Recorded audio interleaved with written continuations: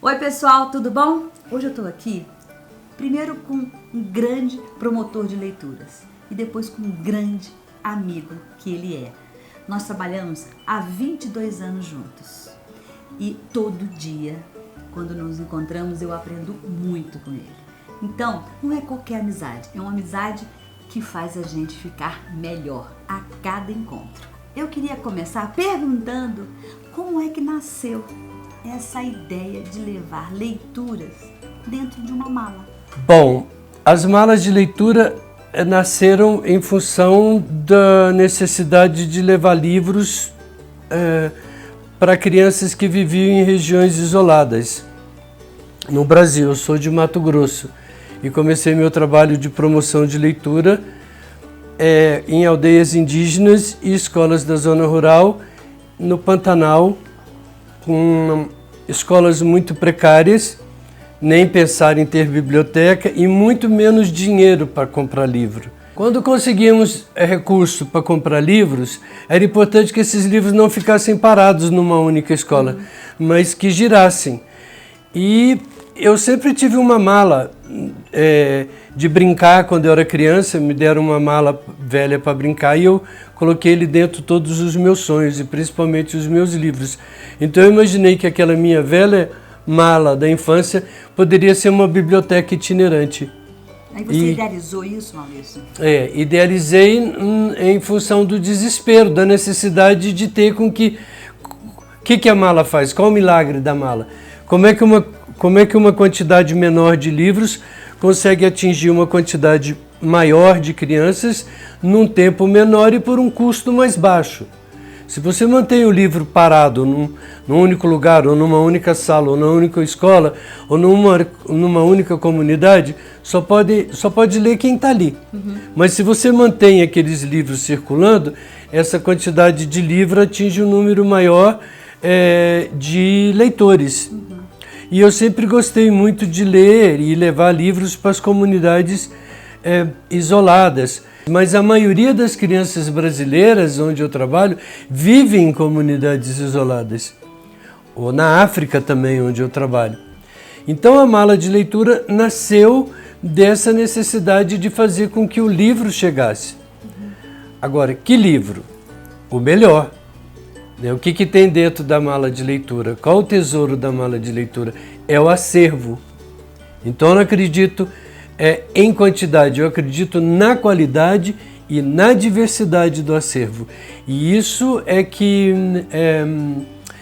eu chamo do verdadeiro espírito da mala de leitura, os livros que estão dentro dela.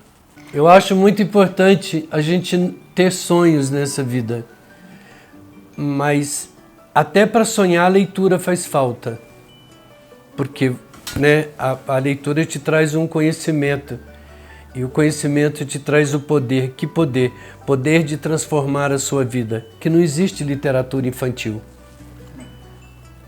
O livro infantil não é uma coisa menor.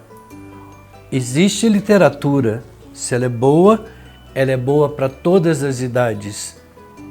Não é? Então, essa qualificação infantil é de quem vende livro.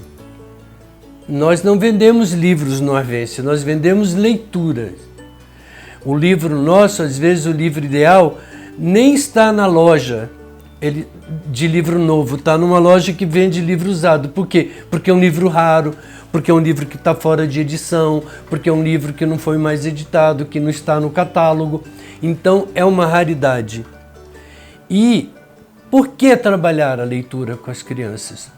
Todo mundo fixa num único ponto, sabe, Márcia? Quem lê, fala melhor, escreve melhor, se expressa melhor. Isso é verdade, mas não é o maior tesouro da literatura. O maior tesouro da literatura é que através dela a gente consegue elaborar e educar as nossas emoções. Se eu estou te dizendo que a idade que eu tenho, há 2 semanas atrás eu estava sentando no restaurante chorando porque eu tinha lido um conto de Natal da Sofia de Mello, Briner Anderson. O livro me tocou profundamente porque era uma história tão simples, tão singela, tão verdadeira, tão impactante que me arrancou uma emoção que estava guardada lá dentro e que certamente eu não colocava para fora há anos. E ela me abriu ali aquela porta para que a minha emoção viesse à tona. Muitas coisas nós não falamos com as crianças, nós os adultos. Não falamos sobre tristeza, sobre saudade, sobre melancolia, sobre depressão, ou sobre alegria, ou sobre perda. Servem, então, como essa porta que vai abrir para ela este conhecimento para que ela elabore e conheça as suas emoções. Que isso que é mais importante e que move o homem para as grandes atitudes são as nossas emoções. Por isso que eu acredito na força do livro, na beleza do livro, como poder de transformação das vidas dessas crianças de uma forma definitiva e sempre para melhor. Essa escola é a única que eu conheço que não economiza em livros. A escola sempre, o Arvense sempre compra livros, o que há de novidade a escola tem. Seja novidade por ser novo, ou seja inédito, ou novidade por já não existir há muito tempo e a gente vai lá e traz isso como novidade. E que os pais pensam em deixar para os filhos coisas materiais, como uma boa casa, dinheiro no banco, coisas. Mas tudo que for material, a gente pode perder um dia, podem nos tirar, podem nos roubar. A única coisa que não podem roubar da gente é o nosso conhecimento. Mas para isso você tem que ter tido a sorte de ter encontrado alguém, uma escola, um professor, um pai, uma mãe, uma avó que tenha abastecido a sua vida e a sua infância com livros e leituras. Isso é que vai definir como será a sua vida daí para frente. Essa seria a grande herança que uma família pode deixar? Essa é a maior herança que alguém pode deixar para alguém, e principalmente para uma criança, o conhecimento e a cultura. Porque através do conhecimento a gente pode transformar todas as situações, mesmo as situações ruins e tristes que a gente passa pela vida fora, mas a leitura sempre te dá um colinho. Eu não imagino a minha vida... Eu sou um leitor lobatiano, eu sou filho de Lobato, neto de Lobato, bisneto do Lobato. Eu fico imaginando como a minha vida seria pobre se eu não tivesse conhecido Monteiro Lobato, lá pelos meus 11, 12 anos, e leio Lobato até hoje com a mesma alegria de quando eu li a primeira vez na minha vida O Sítio do Pica-Pau Amarelo. E o Lobato trouxe tudo para a minha vida, porque a obra do Lobato, você encontra tudo ali, tem um mundo inteiro na biblioteca, nos livros do Monteiro Lobato, na biblioteca da Dona Benta. A biblioteca da Dona Benta tem história, geografia, ciência, arte, política, cinema, mitologia grega, todo mundo está ali na obra presente, na obra do Monteiro Lobato, através daquelas personagens. Quem nunca quis ter uma avó como a Dona Benta, a tia Anastácia, que fazia bolinhos deliciosos, até São Jorge ficou apaixonado pelos bolinhos da tia Anastácia. Conviver com a irreverência da Emília, com a sabedoria do Visconde de Sabugosa e, acima de tudo, a sabedoria contida nas coisas simples. O mundo atual hoje tão corrido e os pais fazem tudo para dar o que há de melhor para os filhos e o que os obriga, na maior parte do tempo, a estar longe dos filhos. Às vezes um professor convive mais com a criança do que os próprios pais. Verdade. Não é? Então, o papel do professor é fundamental. Primeiro, o papel fundamental mesmo é o da casa para a formação de leitor, porque quem vai definir se a criança vai ser leitora ou não é a casa. Se o pai vai comprar livros, se o pai vai ler juntos, E para mim foi o que aconteceu comigo. Mas, como eu disse, às vezes os pais, até para manter uma vida melhor para os filhos, são obrigados a ficar longe dos filhos. E aí entra o papel do professor. E se você tem um professor leitor, um professor que acredita na leitura como fator de transformação e de conhecimento, tudo fica melhor, porque aí a gente jamais vai substituir o papel da casa, jamais vamos substituir o afeto de uma mãe, de um pai, de uma avó, de um tio, de um animal de estimação.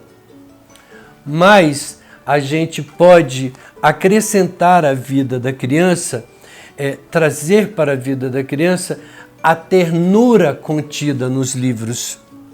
E do que tratam os livros? Principalmente os livros que os professores leem aqui nessa escola. E a biblioteca lê e as crianças leem. Os livros tratam de poesia, de faz de conta, de ficção, de história de verdade, de história inventada, de história imaginada, de histórias escritas através de imagens, de histórias que aconteceram em outros países, de histórias que aconteceram no mundo da imaginação. Então, isso é muito importante e isso acontece aqui nessa escola, porque nós chegamos num ponto, depois de tantos anos com formação continuada, é que os professores estão convencidos dessa importância. Não é que ler é importante para as crianças. Ler, primeiramente, é importante para eles. Se eu não mudo, como é que eu vou mudar o outro? Porque a educação é feita com exemplos. E queria dizer também que essa escola vai além, porque além da simples leitura, porque o Arvense traz aqui os maiores escritores e ilustradores da literatura infanto-juvenil contemporânea. Os maiores nomes, os mais premiados escritores e ilustradores já estiveram aqui. Então, todos os dias alguém lê para essa criança. Todos os dias essa criança lê. Nesse momento em que nós estamos nos preparando para a maratona, para essa feira, também convidamos os pais, as mães, a vovó. Então, todos os dias, na entrada ou na saída, tem alguém lendo, sem ser da escola, né? Que é um convidado. Então, vocês imaginam como é que fica esse ambiente favorável para os leitores, né? É uma coisa que transborda mesmo. E a emoção, ela vem, como você falou, ao ler um livro, um recado, um sentimento que toca, uma poesia. Tudo isso vai fazendo a gente brotar como seres melhores, né? E, para finalizar, eu queria dizer os dados catastróficos do Brasil. Nos índices internacionais de leitura, a gente sempre está lá frequentando os últimos lugares. O estado brasileiro que mais lê é o estado do Rio Grande do Sul, com 1 livro por pessoa ao ano. Os outros estados nem entram nas pesquisas. O Brasil é um dos maiores tem um dos maiores parques industriais literários do mundo. Os escritores brasileiros e os ilustradores são premiados pelo mundo afora. Vários países do mundo fazem feiras de leitura para homenagear o Brasil, mas isso não significa que o brasileiro leia. Nós nunca precisamos tanto de leitores no Brasil como atualmente. Nós estamos sofrendo e vivendo e sofrendo todas as consequências de uma sociedade não leitora. Quer manter um país no atraso, quer manter um povo no atraso, mantenha esse povo longe do livro e das bibliotecas.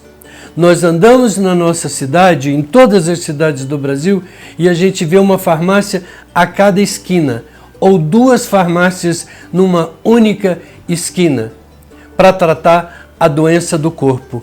Mas nesse momento a gente não precisa de tanta farmácia, a gente precisa de bibliotecas, de livrarias e de espaços de leitura para a gente melhorar o nosso Brasil.